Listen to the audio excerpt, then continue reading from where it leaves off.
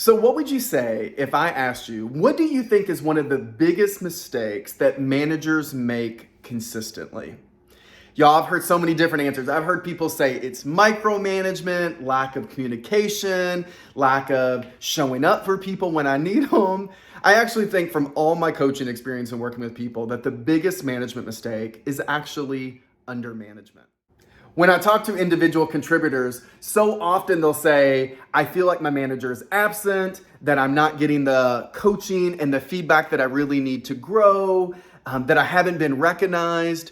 But then I go and I talk to managers and they'll say, you know what, Justin, sometimes I just feel like I'm so busy being busy that I'm not showing up the way that I need. And I'm not having the tough conversations that I really need to grow this person and to move the business forward. Undermanagement is often a problem in so many organizations. So I want to show you 4 classic signs that a team is being undermanaged. Number 1 is there's a lack of coaching and communication happening from the leader. Number 2 is there's no alignment of the work. So people don't know how their work relates to each other or how their work connects to the broader organizational goals and vision. Number 3 is there's limited accountability, so people can just kind of do what they want.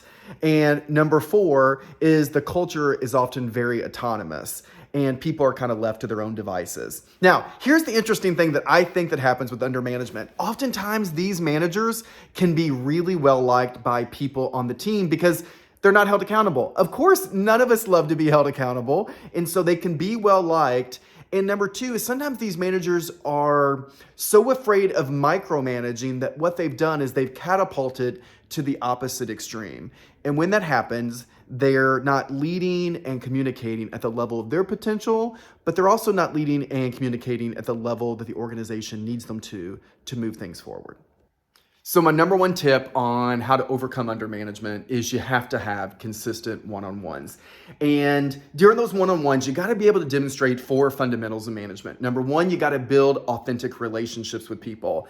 That is the only way that we create trust and safety. I think the best managers, the best leaders take an interest in people's whole well-being in their whole life, just not how they're showing up just at work. I think number 2 is you got to set clear expectations for what you need out of people when work is due. Number 3 is you got to have performance conversations, whether that's mentoring, coaching, giving feedback that people need. And the last thing is you got to recognize what is right so that people feel seen and they feel valued. Now, we might not get to all of those in every one-on-one, but we've got to be able to get to those consistently with the people that we're leading and managing.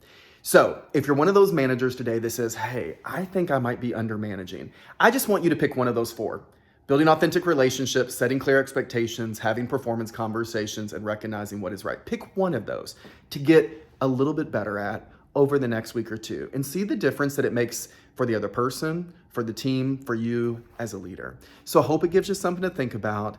We are all capable of overcoming undermanagement, and it's undermanagement that's plaguing so many teams and organizations. It doesn't have to stay that way. So I hope it gives you something to think about. No one tells you they believe in you. I believe in you.